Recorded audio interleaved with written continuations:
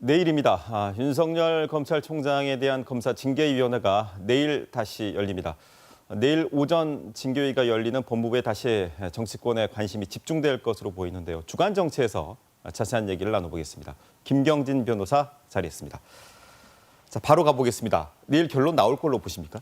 글쎄요, 지금 징계위원회에서는 아마 최대한 좀 빨리 서둘러가지고 증인신문 절차를 마무리 짓고 내일 결론을 내보기 위해서 굉장히 노력을 할 거다 이렇게 예상이 되는데, 다만 이 증인신문을 하는 데 있어서 지금 증인이 8명이 신청이 돼 있지 않습니까? 몇 명이 출석할지는 모르겠지만 한 명의 증인당 2시간, 3시간씩 아마 긴 시간이 걸리게 된다면 이 증인신문하는 절차만으로 내일 저녁 8시, 9시가 넘어간다 이러면 내일도 결론이 안 날 가능성은 배제할 수 없다 이렇게 보여집니다. 증인들이 얼마나 나오느냐에 따라서 얼마나 나오고 또 신문 시간이 얼마만큼 길어지느냐에 따라 좌우될 것 같습니다. 지금 예정된 증인들은 다 나올 거라고 보십니까, 그러면? 그 부분은 확실하지 않은데 지난번에 그 감찰위원회 의결을 할 때 나와서 윤석열 총장 측에게 유리한 얘기를 해줬던 대전지검의 이정호 검사라든지 현재 법무부의 유역감찰관이라는 이런 분들은 아마 증인으로 출석할 가능성이 매우 높은데요.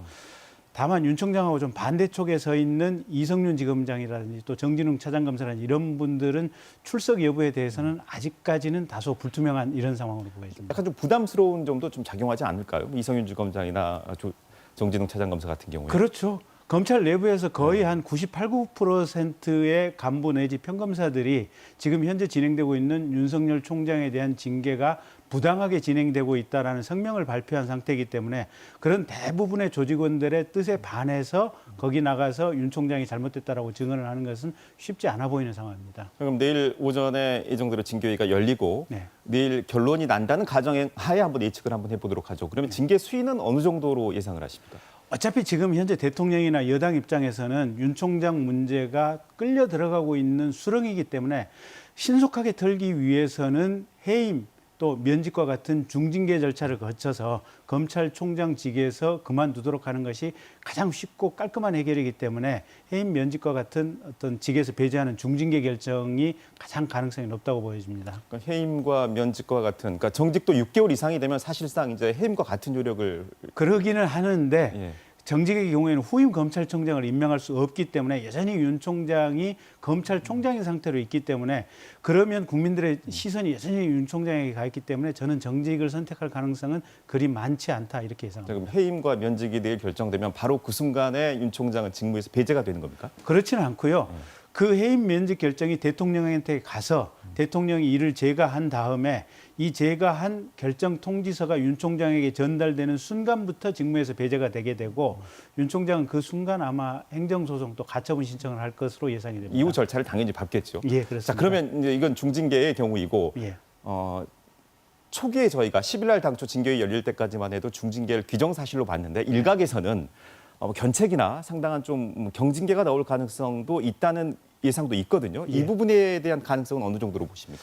저는 그럴 가능성이 그리 많지 않다고 보는 게, 만약에 견책이나 경고와 같은 경징계를 했을 경우에는 검찰총장으로서 윤 총장의 어떤 현재 위상에 대해서 힘이 실리는 상황이기 때문에 현 정권에 대한 수사가 대단히 가속도를 낼 수가 있고, 그 점은 지금 현재 정부 여당 입장에서도 대단히 부담스러운 상황이 되고, 또 경징계를 했을 경우에는 이렇게 경징계할 것을 추미애 장관이 이렇게 큰 사단을 일으켰느냐, 이런 정치적인 부담이 돌아올 수 있어서 경징계 가능성은 저로서는 그리 높지 않다라고 보고 있습니다.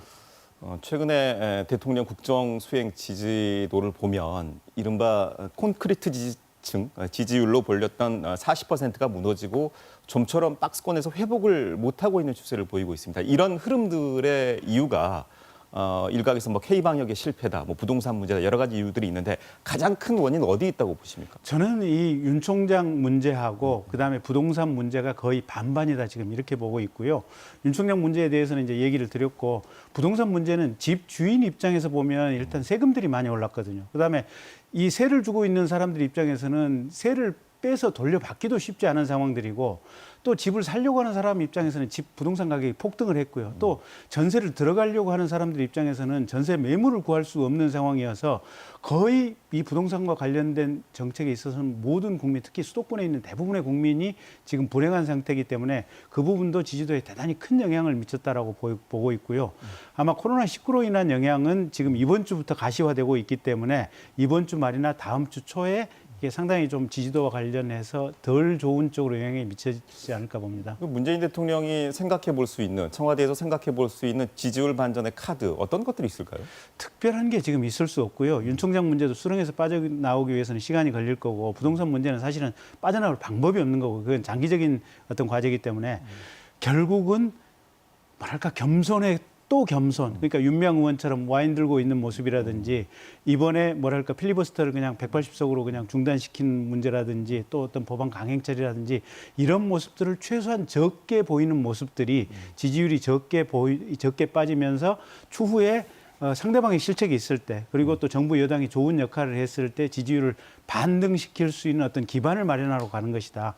그래서 하나도 겸손, 둘도 겸손, 셋도 겸손 이렇게 생각합니다. 민주당도 마찬가지겠죠. 민주당. 이게 민주당 입장에서 네, 그런 민주당이 겁니다. 네.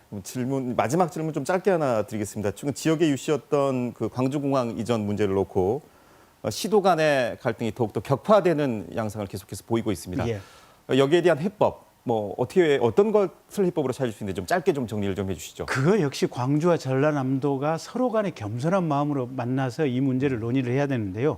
무안공항으로 지금 국제선 기능이 이전에 간 다음에 국제선 전기편이 다 없어졌거든요. 그렇죠. 예. 그리고 광주도 지금 매년 인구가 한 3, 4만씩 줄어가고 있고 전남도 인구가 그 이상으로 지금 줄어가고 있는 상황이어서 광주, 전남이 두 자치단체가 마음을 비우고 협업하지 않는 한은 앞으로 계속해서 규모라든지 여러 가지 사업이 줄어들 수밖에 없습니다. 그래서 상대방의 책임을 문제 삼는 것이 아니라 통 크게 내가 더 양보할 것이 없는가 이런 자세로 협업하지 않으면 이 문제는 앞으로 계속 가면 갈수록 더 나빠지지 않을까 이렇게 예상이 됩니다. 누가 먼저 양보를 하느냐의 문제일 수 있을 것 같은데 예. 광주가 먼저 하는 게 빠르다고 보십니까? 이 문제 해법 둘 다 양보를 해야 되고요. 사실은 이번에 어떤 면에서는 다행인 게 국토부하고 국방부가 함께 들어오다 보니까 서로 겸손한 마음으로 마음을 열고 하다 보면 해결책이 나올 수도 있지 않을까 이렇게 봅니다. 네, 지켜보겠습니다. 여기까지 정리하겠습니다. 고맙습니다.